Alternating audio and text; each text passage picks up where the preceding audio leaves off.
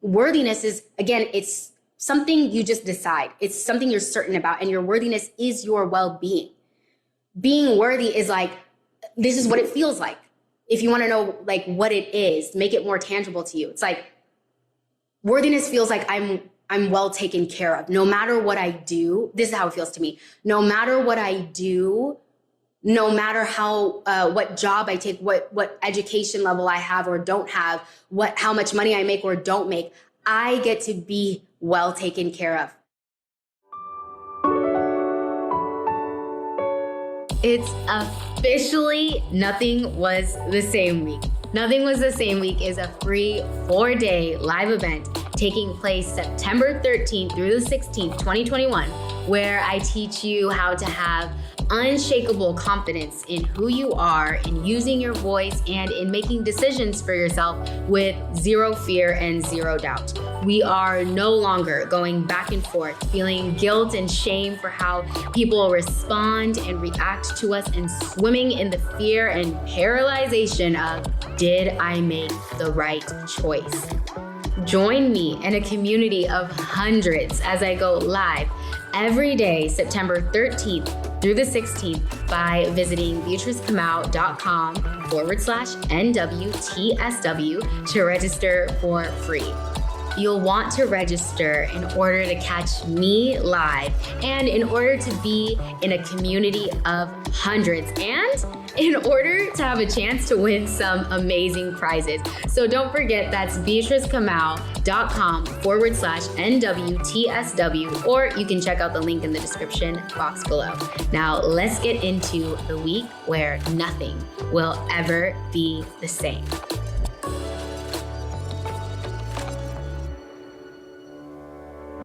Okay, hi everybody.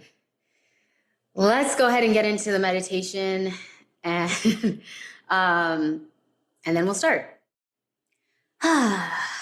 So if everybody could just, you can close your eyes, open them, whatever you want to do. Remembering that you are trustworthy, that you can trust yourself, that you are a reliable source, and that you have your own inner wisdom, your own inner guidance that can be trusted. Contrary to popular belief, it can be trusted. Oh, you don't have to go to 10, 15, 20 people, 3 YouTube videos, a couple articles, a couple books to get an answer to something. You can trust yourself. You're always saying and doing the right things, and it's always enough. Okay, that was a quick meditation. All right, so today's self-trust, but I know yesterday we were going to talk about self-love, self-esteem, and confidence, and then we more so did it towards the tail end. And so I just wanted to say a quick thing about worthiness. So, because that ties in to me, like worthiness is a reflection, or like self-esteem, self-love, and confidence is a reflection of you aligning to your worthiness. Like it's just an outer expression of that. So worthiness, you know that you are aligning with your worthiness, or that you're stepping into that certainty about your worthiness when you prioritize your well-being. That's the best way I can say it. When you prioritize your well-being. I saw a comment in here I creep a little bit. I was creeping in the group, and I saw someone post about feeling badly or they were spiraling and they felt bad because they went to text an ex. And I just want to let you know, like, it's okay. Like, it happens. Things like that happen. And also, like, so there's compassion, there's forgiveness, right? When we do things. And also remember that we're acting out of our subconscious. A lot of these things are out of our awareness. If we're wanting to text the ex and we're feeling the pull and the tug, it's like subconscious. Like the conscious you is like, I don't want to do this, but you're not driven by the conscious you. Okay, anyways. So I wanted to say that, like compassion and forgiveness, and like if you can relate, and when you prioritize your well-being, that is when you will really feel the worthiness factor. That's all it is. Remember how I was saying, because some of you were like, what? Wait, what? Certainty? What? Like, what is available? What are you talking about? It's a decision. What? And it's like, I told you, like, you might need to hear it a couple times, but eventually you'll get it. Like, don't be mad at yourself if you don't get it. Like, it took me a while to get it. It's a decision. There's nothing anybody can do to take it away. Nothing anybody can do to make you more worthy.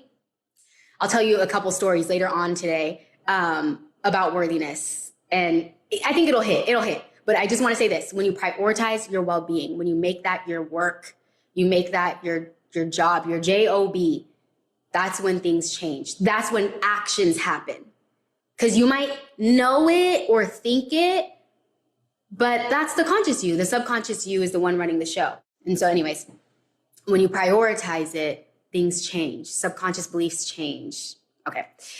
So we're talking about self-trust today. So your intuition is always trying to lead you to your well-being. I don't know if you caught that, but your intuition is always trying to lead you to your well-being. Like there's something on the other side. There's something on the other side that it ensures your well-being. It makes it more secure. It amplifies it. So that larger part of you that's like, hey, you should do this thing, or hey, like, you should set this boundary. Hey, you should really stop talking to this person. Hey, like the gentle little nudge that you hear. And when you're not used to listening to your intuition, it sounds really, really quiet, but you know it's there, and you call it a feeling or a nudge. It's trying to get you to prioritize your well-being. It's trying to get you in line with your well-being. It's always looking out for you. But remember what we've been talking about fear, about how the environment you were raised in, like if you have ever experienced narcissistic abuse or any kind of emotional abuse, your subconscious mind, you could call it your ego, whatever you want to call it, is geared up towards thinking like, let's keep everything familiar. Familiar ensures our survival, even if it's detrimental to you, even if it's not making you happy. We are literally a slave to things that are not making us happy, things we don't even like to do. Like we talked about the people pleasing thing. We talked about the overthinking, spiraling into thoughts that aren't serving us, but we feel like we have no other option. We feel like we're being pulled to these things, but really it's like just an aspect of our brain that's like, hey, this is all I'm used to. And your intuition is always trying to lead you to your well-being, and it's always trying to lead you towards something better for you. So when I think worthiness, because I want to make this more tangible to you, what does worthiness feel like? Even though I was just talking about intuition and self-trust, but the reason I'm dipping back into worthiness is because also your intuition is trying to lead you to what you're worthy of. You know what I mean? Somebody asked about difference between intuition and anxiety, and I'm really glad you asked that because I get asked that a lot, and I'm thinking of actually making that tomorrow's topic. Like difference between intuition and fear, because that's like something I actually said I was going to talk about, but I don't know if we can fit it in today. Okay, thanks for that question though. So your intuition is also trying to lead you to your worthiness, because worthiness is, again, it's something you just decide. It's something you're certain about, and your worthiness is your well-being. Being worthy is like, this is what it feels like. If you want to know like what it is, make it more tangible to you. It's like worthiness feels like I'm well taken care of. No matter what I do, this is how it feels to me. No matter what I do, no matter how what job I take, what education level I have or don't have, how much money I make or don't make, I get to be well taken care of. I decided that. It doesn't matter what, like my decisions about, like I said, education, work, whatever, should not and will not affect my well-being, will not affect my ability to have whatever, food in the fridge, a bed to sleep in, things like that. And I want to have you understand or help you understand, we get choices. We get choices in life. We can err on the other side of like lack and scarcity mode, where we're thinking like, oh my God, it's like, there's not enough. I feel really scared. I'm not going to be able to pay my rent. I'm not going to be able to pay my bills. Like, I know we're not talking about money here, but I'm just saying a lot of times money can reveal to us, feelings around money can reveal feelings about worthiness. So it's just a more tangible thing. But anyway, it's like we get choices in this life. We can choose to run with that and then, run with it for a long time, run with it for long enough. And then things start to show up you've probably heard a story or two where I've explained that, like how I got like fired and laid off and then like had to like move out of my apartment in Texas because I was out of a job. I literally thought myself into that circumstance. I don't want you to get scared. Your thoughts aren't going to make things happen. But I mean, I was in that energy of like, I am not enough. I don't have enough. My boss doesn't like me. They're going to fire me. I was just thinking crazy things. Anyways, but now, so what does it look like now? I've decided to believe like, no, my well-being, I'm well taken care of. What else does worthiness feel like? It feels like, you know what? I'm not allowed, but I get to set boundaries. You know, that really didn't make me feel too good. I really don't like that. I get to say something about it. Like worthiness feels like I trust. It's trust. It's trust. I trust that things are going to be okay. I trust that, just going off, because somebody mentioned the money thing again, I kind of want to use that example because I feel it's most tangible. It's like, say maybe next month you're like, I don't know how I'm going to pay my rent. I don't think I'm going to, or something like that. Worthiness looks like that rent is paid. End of discussion. Worthiness looks like that rent is paid, and I'm open to, like, you could call it your higher self. You could, you know, if you're, like you could be like, I'm open to receiving messages from my higher self. I'm open to receiving messages from God, from angels, whatever you say, whatever you think. I'm open to receiving guidance. That rent is getting paid though, because my well-being is important. I don't envision myself in such and such place. I envision myself here with the rent being paid. Like, that's what I mean. That's what I mean by worthiness. Like worthiness, just, it feels like my well-being is secure. So it translates in the dating thing. It translates to, so it looks like if you're dating somebody and you catch the red flag, or you catch that maybe they're just not for you, worthiness looks like, I trust that there's more where that came from, and that there's going to be somebody that's more suited for me, and it's safe to let this go. There is no, like, do you see what I mean? So like the scarcity, lack mindset might look like nobody's ever going to come, nobody's ever going to like me. There's never going to be another one like them. I have to hang on to this thing. I have to hang on to him, them, her. I have to hang on. Worthiness looks like, I really trust that somebody else is going to come along. This world is big. There's plenty of people. So like, I'm saying this now easily, but I'm telling you, it took a lot of me clearing a lot of limiting beliefs, or really feelings that were trapped, that were suppressed from childhood, like feelings of abandonment, feelings of rejection, feelings of, like, those are the things that prevent us from feeling worthy. And it's no big deal. You just have to get in touch with it. You know what I mean? And then look those things in the face and ask yourself, is this really true about me? These are like the things we do in self-love over codependency, particularly in module 1. So that's what worthiness feels like. Are you getting? Because sometimes people are like, what does that even mean? It's your well-being. And you're in the world of abundance, just to like help you understand even more. Just like, so like, you know how there's abundance and then the opposite of that is just lack. So, worthiness is a form of abundance. So it's like, you just keep getting more and more into, you know how like when you overthink, you spiral into negative thoughts, and then it gets worse and worse and worse and worse. And then like you feel like worse and worse and worse. In the same way, like the abundance thing works the same way. So it's like the well-being thing today, what you consider well-being today, it's just going to go up and up and up and up and up as you keep being dedicated to it. Does that make sense? So it's like, I'll give you an example with myself. When I first started all this codependency recovery stuff, for lack of better words, in the beginning, my well-being, how I would have thought about it was, I have to start limiting contact with my parents, or have some tighter boundaries with them. Because I care about my well-being, and I care about how I'm being treated. And that still stands. Things like that still stands. But I only at that time thought about it in the family unit.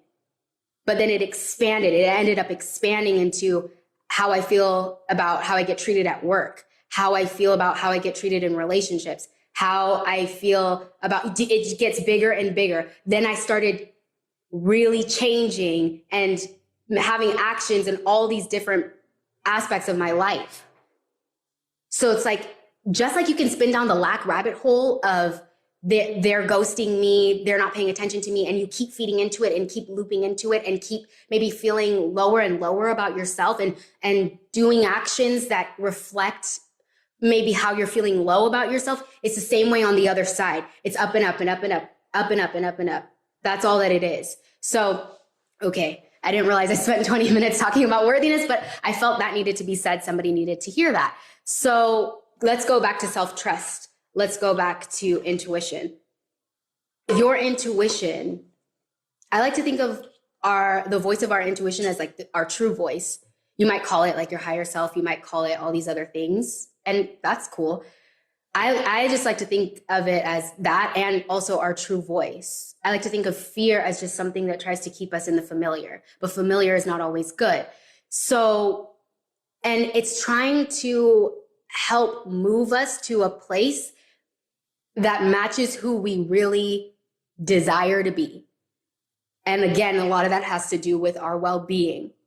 You might right now be putting up with things that are not they don't favor your well-being. They don't favor your well-being. If you identify as somebody who's codependent, you might be putting up with a lot of stuff, like people treating you a lot of different kinds of ways, which again, some of it you might not be aware of it, or it might not hurt you, or you might not feel it bad enough to where you want to do something about it, because you might not be in touch with those emotions and feelings, like we kind of talked about earlier this week. And also in self-love over codependency in module 1, I teach you about getting in touch with your feelings, because that's very often the barrier. Like the barrier is, my feelings are garbage. They don't matter. I'm not going to pay attention to it. And you have all these signals going off in your body, but you're not listening to them. So somebody on the other side is yelling at you, treating you any kind of way, violating your boundaries. And you're just sitting here like unable to know what to do, because there's no connection to you, connection to your true voice. There's no ability to trust yourself. I mean, there's no ability to trust yourself. So we need to trust ourselves. So I like giving examples because I think it's helpful and I think it's encouraging. So I think I saw another post too, somebody talking about their spouse. They just realized that their spouse had been gaslighting them for years and years, and they couldn't trust themselves, essentially couldn't trust themselves to believe that they were right and that their spouse was like playing with their minds. I mean, this is real stuff. Have you ever experienced that, where you are feeling something, you're trying to explain it to somebody, and they're looking at you like telling you that you're lying or telling you it's not true? And because we don't trust ourselves, we opt for the other person and what they're saying, and it's going against our well-being. It's going against our well-being. And it's not your fault. You're doing it because that's what your nervous system equates with safety. Safety is ignoring me and ignoring my feelings and ignoring my ability to trust my intuition. That is safety. That's what your body is telling you. Body means well, but it's not setting you up for your well-being.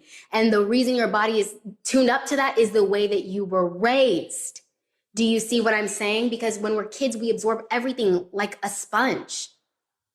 Some of us in this room, in this space, are convinced that our worthiness, you're having trouble connecting to worthiness, and you believe it's for everybody else and not for you.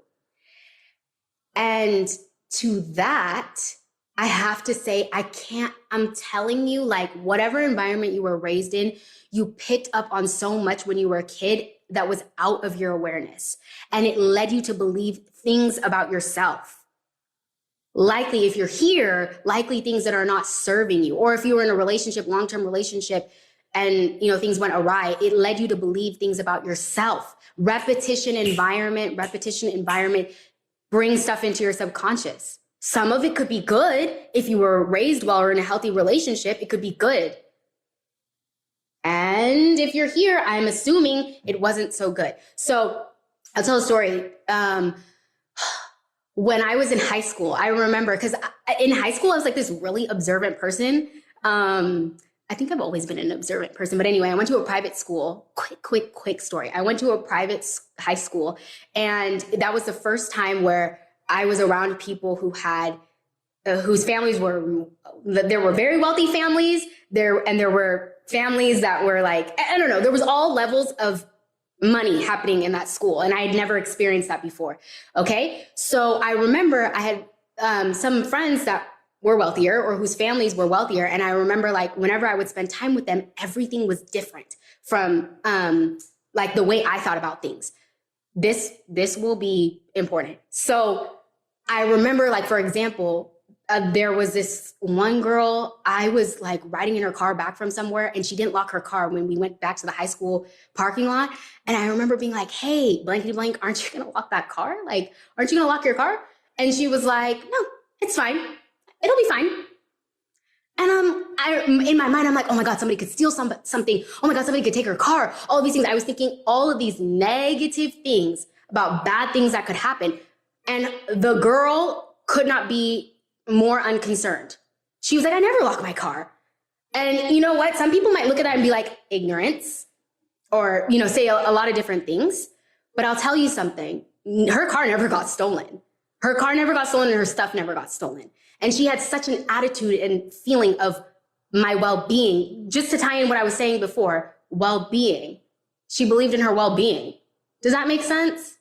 Or like whenever we would go out for lunch sometimes in high school, she would pay for like my lunch or like my Starbucks or whatever. And I'd be like, I would feel so bad. I'd be like, oh my God, do I have to do this next time? Or why are you doing this? And I would feel all this lack. And she would be like, there's more where that came from. It's fine. Like, I have the money. I can give it to you. Like, there was such a feeling of certainty that she had more than enough. Like, there was such a feeling of certainty that she didn't have to worry. Yeah. But what I'm trying to tell you is there was nothing different about her and me. It was the way she was raised. She was raised to believe that like things would be fine. She wouldn't have to worry about, like, she was raised differently. Her beliefs were different. Her beliefs about herself. Everything is relative, like, to what you believe and think. I can't make it up. I'm not kidding. Yeah. Somebody said I grew up thinking that no gift came with a catch. Exactly. And that's what I felt. I remember I had anxiety for days after she bought Starbucks one time. I was like, do I have to buy you Starbucks now? Do I have to do nice things now? Like, I was like pandering to her and overcompensating. And she did it because she wanted to and because she felt like she could. And it was enough. And again, it's just, she had a different experience growing up. She had a different experience. But her mindset, I'm sure, like what she learned is abundance. What she learned is, like, how many of us grew up in homes where it's like, you can't waste. You have to eat everything on your plate because you can't waste, even if you didn't feel like finishing the food, or like, whatever, we don't have enough money for this, don't have enough. You hear that enough, you start to believe there is limited resources. Anyway, I just had to share that story. Abundance never looks at things like, I'm doing things in order for you to do something back for me. Abundance, the very definition of abundance and worthiness, for that matter, is like, there's more than enough. I am more than enough. There is more than enough. I do things, I make actions, or I do actions, and I make moves out of desire and out of certainty and trust, not out of, I am doing this because it's contingent upon you doing something for me. I'm doing this because, yeah, that would be lack. Lack is like, I don't have enough, so I'm doing this thing for you so that you'll give me something to make me feel this feeling of enough. It's here. It's finally back. My highly transformative signature course, Self-Love Over Codependency, is finally back as of September 14th through September 24th. You can now enroll in this course that takes you from people pleasing, feeling guilt and shame, self-doubt, overthinking, anxiousness left and right, not able to feel grounded and rooted in your body and feeling dependent on everyone around you to feel okay, to self-love, worthiness. I'm talking an immersion in worthiness and self-love and certainty and assurance in who you are outside of the narcissistic abuse, the codependency, whatever you grew up with, and whatever emotional trauma you might have went through in romantic relationships and even friendships. It's time to leave it at the door. It's time to show it to the door. If you choose to join the live group program version of Self-Love Over Codependency for this round, not only will you have the self-study course itself, but you will also have me coaching you for 10 weeks and all of the SLOC students in our private Facebook group, where you'll be encouraged, you'll be validated, you'll be supported for that 10-week frame. It's gonna be amazing and incredible. The community that's formed in these group containers, I find, is such a catalyst for growth and is such a safe space for expression, the expression of what you've been through growing up, the expression of what you're feeling right now. Like, you don't have to hide any of that anymore. And that's what I love about the group aspect of this. So if that's something you're interested in, you're ready to show codependency the door, make sure you check out the website in the description box below to enroll before the doors close September 24th, or check out my website, beatricekamau.com. That's Kamau, in order to get more information. Okay, now back to the episode.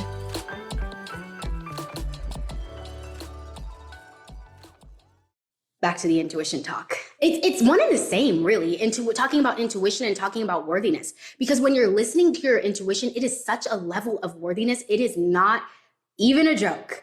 Because listening to your intuition is you caring for your well-being.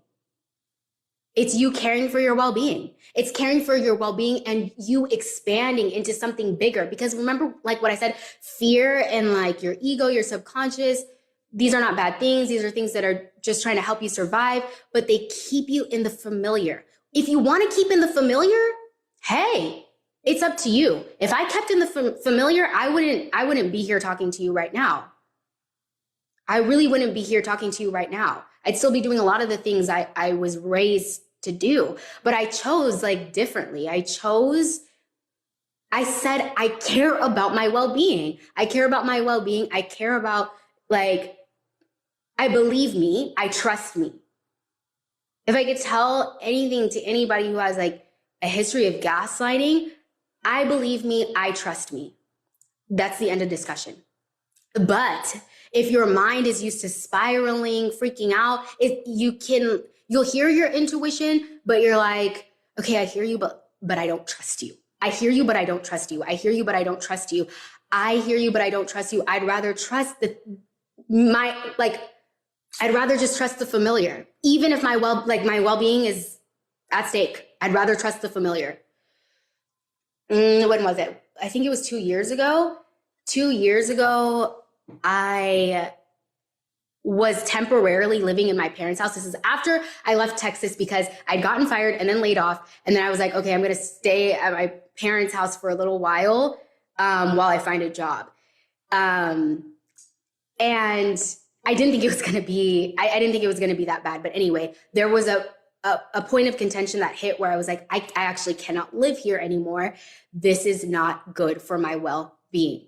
I came to that conclusion. I was thankful that they helped me, but I came to the conclusion it was not good for my well-being. So what did I do? I looked at the amount that I was making from my job that I was only working 2 days a week.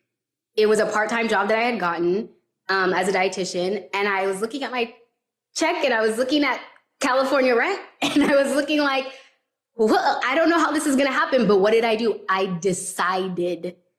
I said, I don't really care what number is on that check, those biweekly checks. I really don't care. We're moving out because my well-being is at stake.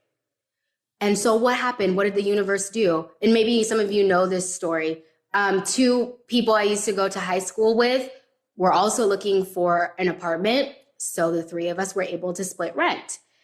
And so what happened? It was enough for me to move out and pay. Is that a coincidence that it was right around the same time? No. You know what happens when you decide, things show up. So then right when I had moved in, that's when I got the call from my job to up my hours to 3 days. And it was absolutely perfect because not only was I now having more than enough, now I could coach more on the side. It was perfect. So I was like, oh, I don't want to work full time anyway. It was perfect. That's how it happens. That's how it gets to be when you decide, when you make decisions. We are under the impression that it's just us that has to provide and has to make the way. And that's kind of a lot of pressure. What if you could open it up to the universe, open it up to God, open it up to spirit, God, ancestors, whatever you believe? What if you could open it up? Because I'm telling you, at that time, the people from high school, they didn't show up. Like when I decided, I decided and then they showed up. Or like my friend told me about them. But yeah, there was a point where like the dynamic between me and my parents, like, again, like I'm not going to try and expect anything out of them other than what they can do and how they, like what level they are at. But I was feeling my boundaries were violated and I was feeling like I couldn't, like living there was becoming, my well-being was at stake. So I said, it doesn't matter. I don't care. Like it's happening. It's already happened. I especially got to that place after, like, previously, the last job I had me, like I mentioned before to some of you, like some of you know, like had me on anxiety medication and had me scared to go to work every day. After that experience, I said, no more am I putting my well-being at stake. Like, I'm going to make the choices. I'm going to make the choices I need to make. And I decided, so, you know, universe, do the thing. That was really what it became. Do the thing because I've decided. Do the thing because I've decided. My well-being is 100% my priority. So that was, so a story that I tell. Actually, I don't think I told that story before. Anyway, I told an aspect of it before. Actually, there was an alum from Self-Love Over Codependency. You'll hear her story, by the way, tomorrow on the podcast. It's coming live, but it's coming on the podcast. But with her, she was in a situation, you'll hear the story, where she was living with her parents and it just was not good for her. But she was under the impression, like her belief system was like, I have to have X amount of dollars to leave, or it's better financially for me to save, live here and save money than it is for me to leave. And I was like, that's a way you could do it. That makes sense. Society always tells us about saving money and like how you should, you know, all these things. But I said, look at you and your situation. Is this good for your well-being? Is this good for your peace? And then so she really thought about it. She did the work, like the work we do in Self-Love Over Codependency. And then she made a plan to move out. You'll hear her story.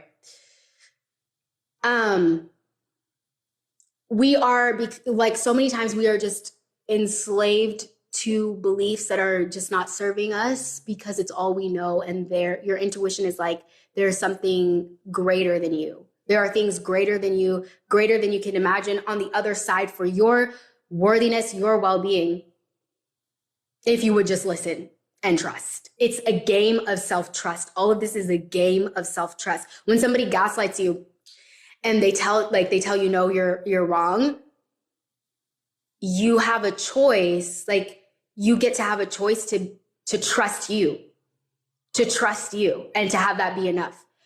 So I feel like I tell this story. I've told this story before, but I want to tell it from a different angle because it's important. So the first ever course that I did, I don't even know how long ago it was, but I remember at the time it was a couple $100s, and it was like crazy. And this was a time like after I had lost my job. I was in Texas. I had lost my job.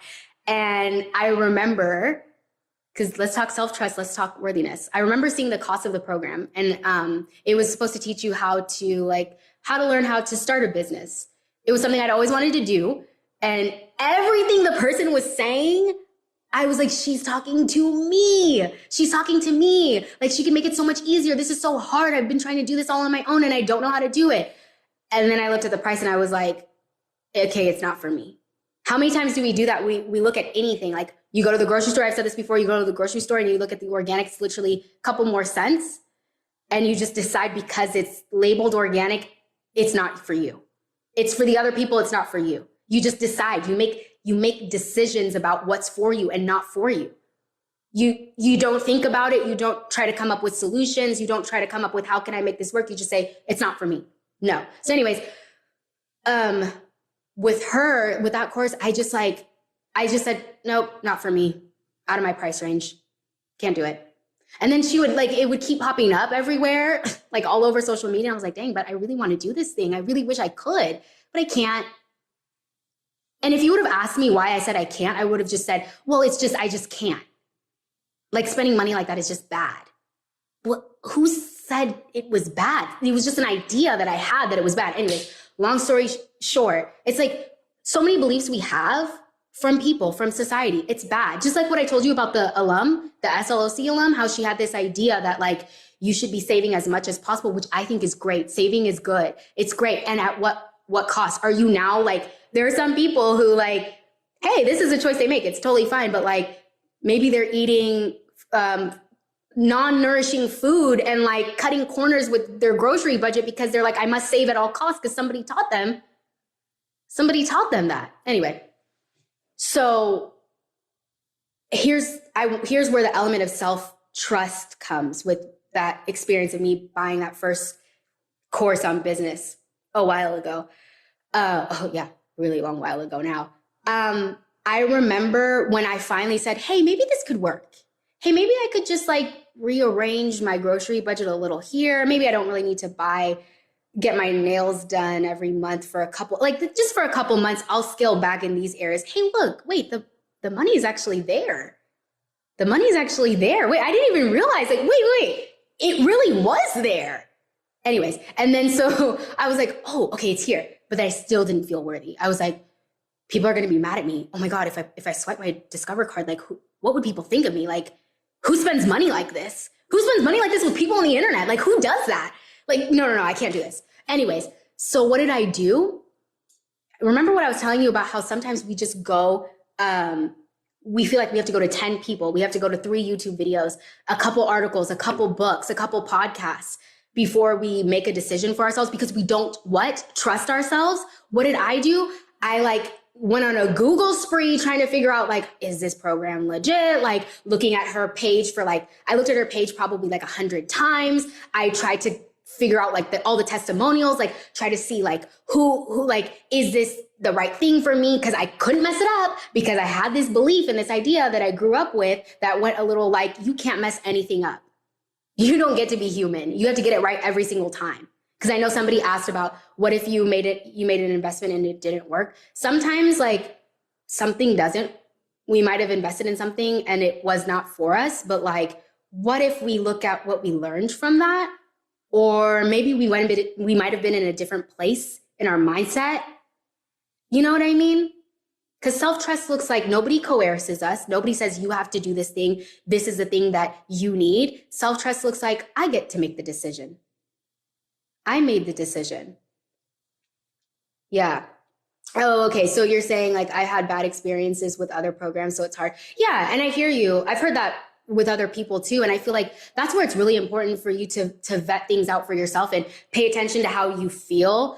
Your intuition will tell you, it will kind of be gently be hey, you should try this thing, or hey, this resonates a lot. Hey, I think there's something on the other side. But if you jump into something out of fear or somebody coercing you, or the salesperson-y tactics, where they get you. That happened with me when I got my first Nook. Or not first Nook, a Nook, the Barnes and Noble Nook. I got coerced into buying it. But that was like my inability. I could blame that person, or I could be like, that was my inability at the time to really assess and decide, is this for me? And you know if something is for you, if like you really, like when you think about it, it makes you happy, it makes you excited. Like when you think about doing it, you're like, oh, I really want to do this. It's calling to me. That's how you know. At least that's how I know.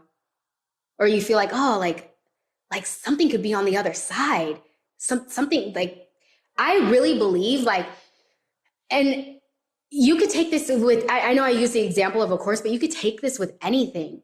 Like it could be a stepping stone. That thing that's calling to you could be a stepping stone for something greater. Like maybe it, like sometimes your intuition will pull you to things where you can grab a little bit out of something, but it's really going to propel you into something else, you know? I go crazy at TJ Maxx with my credit card. That's funny. Binge spending gives me comfort. And sometimes though, can I talk about that for a second? Spending and self-trust. Sometimes when we feel like we're not enough, we spend, like we go shopping and we spend to feel better. But if you can anchor in that self-trust, I've done this before. Like just the other week, I was at the mall and like, I was like, you know, I bought a shirt from Zara, I think. And I was like, I looked at all the stores I liked around, and I was like, I think that's enough. I think I'm good with the shirt. We can come back another time. But the old me was like, I need things. It's going to make me feel better. It's going to do something. Just listen to yourself. Like, do you really want the thing? Do you really not want the thing? Like, you can trust yourself to know. You can trust yourself. So going back to what I said about there's something on the other side with your intuition, those limiting beliefs, those fears might have you feeling like this is, you know, crazy. What do you think you're doing? Who do you think you are? I feel imposter syndrome is really just like fears and limiting beliefs trying to keep you in the familiar. But your intuition is like, no, but I really think you should do this. And you can trust your intuition because if anybody ever grew up in church, like maybe you've heard the phrase, like your steps are ordered. I highly believe that. It gives me so much comfort. I tell myself that all the time. Whenever I make decisions that are scary or I feel like, again, your well-being is secure. Your well-being is secure. So your decision isn't going to make your well-being bad, or you deciding to get something or invest in something that you want doesn't mean that, oh my God, now God's going to take away your all the things that you need because you made a decision. Like your well-being is secure. Your steps are ordered.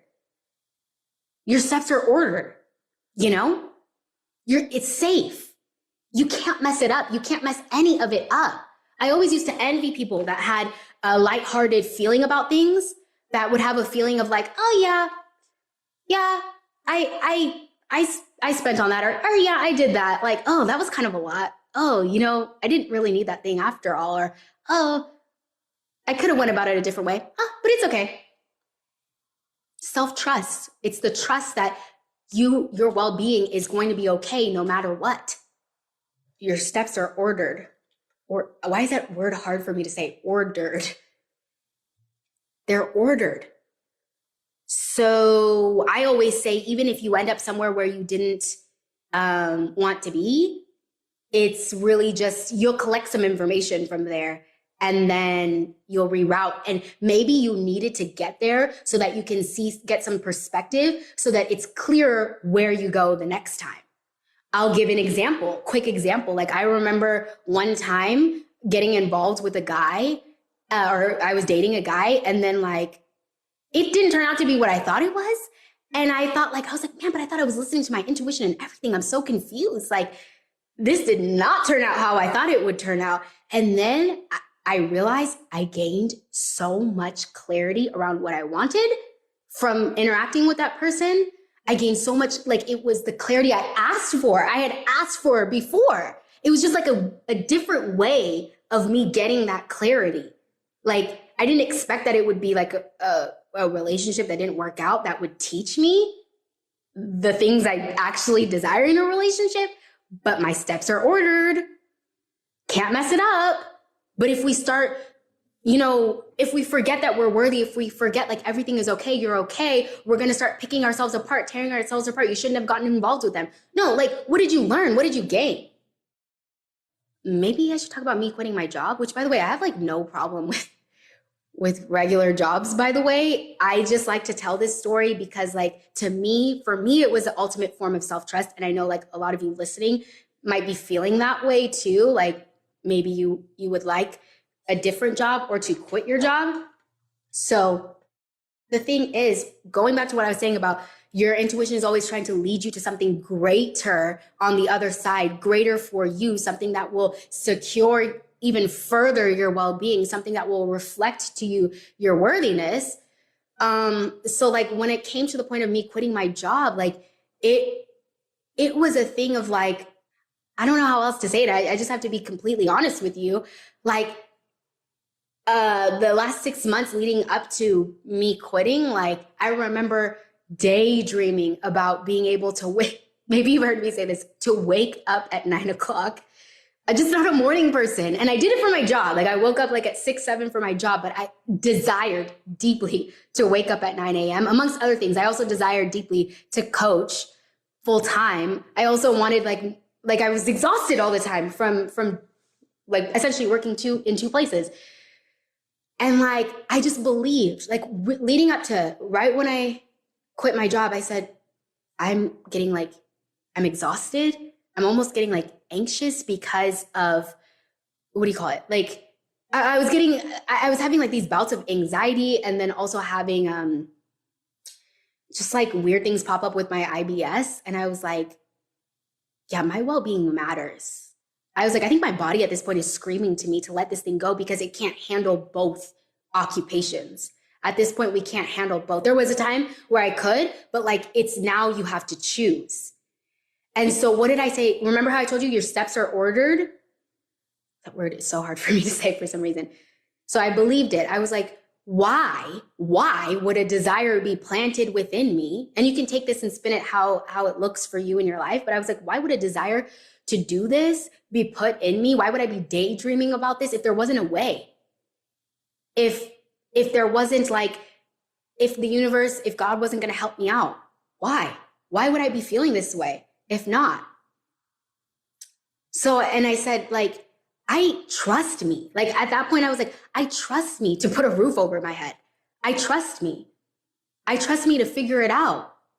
I trust me. Like, I'm good at this thing. I'm good at like trusting me and leaning on me. Before, all I had learned my entire life, probably just like you, is to lean on everybody else, that everybody else has the solutions, everybody else has the answers. That's one way to go about it, but you are trustworthy. You are trustworthy. So I said, I actually turned it, I do this a lot. When I'm about to make big decisions, I turn it into a little game and I say, let's just see how much I can trust myself. Let's just see how much I can trust that intuition. Because I have a firm belief that my well-being is secure. So I said to myself, this rent will get paid. There will be food in the fridge. What am I waiting for? Just do it. Self-trust. And of course, facing and eliminating the limiting beliefs from childhood and things like that.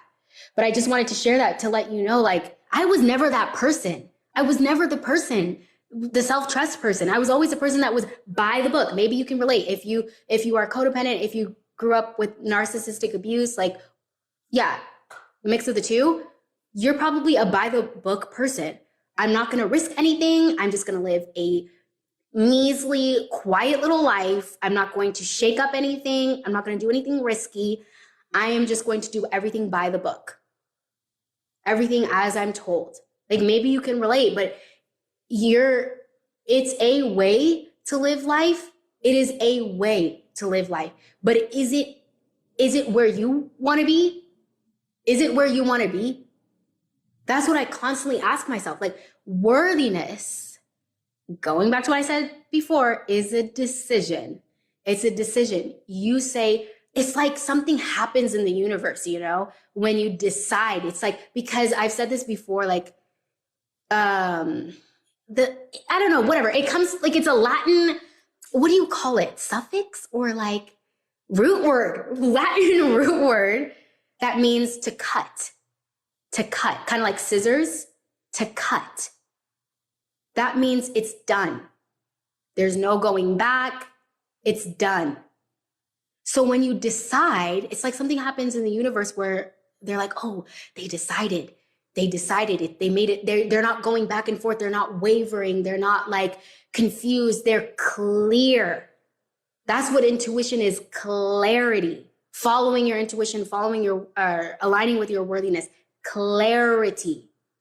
So it's like when the person with the red flags pops up, when you're on a date, you have clarity about you and who you are and your well-being. So you're like, you decide, you cut. To cut, that's what it means, to cut. So you don't continue on with that person. What we learn in codependency is dibble dabble. Try a little bit of this, try a little bit of that. I'd rather just kind of like ring around the rosy, dip my feet around because I don't trust myself. So this is a game of self-trust.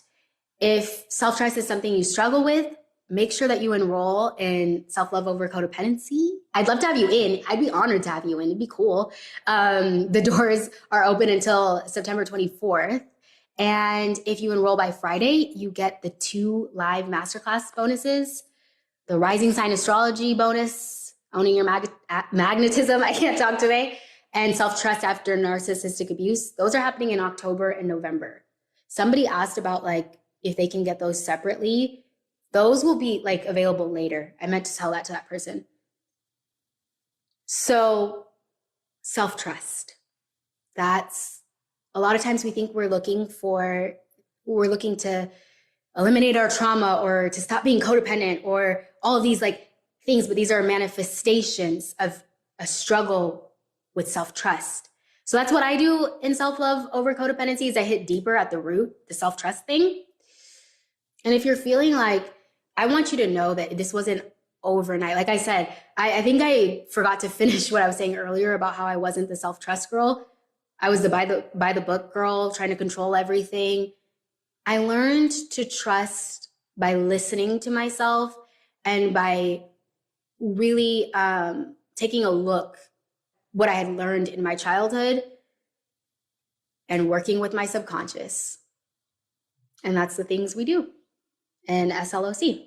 So thank you so much for joining me. We have tomorrow, our last day. Somebody asked about fear and anxiety and intuition. And so I thought I'd save that for tomorrow instead. So thank you all for joining me, and I'll see you tomorrow. Thank you so much for tuning into the Self-Love Fix podcast. I hope that this and every episode has helped you to realize that you are not broken and you definitely don't need fixing. Together, we can unlock your next level, a life full of confidence, alignment, and truly embodying who you are. If you love what you learned, be sure to hit the follow button so you never miss a future episode. And make sure to leave a review to help me reach even more listeners just like you, looking to follow their inner truth and live a life of abundance and authentic self-love. And if you loved what you heard, don't forget to take a screenshot of the episode, share it in your Instagram stories, and tag me at the Self-Love Fix. And I'll see you same time, same place, next episode.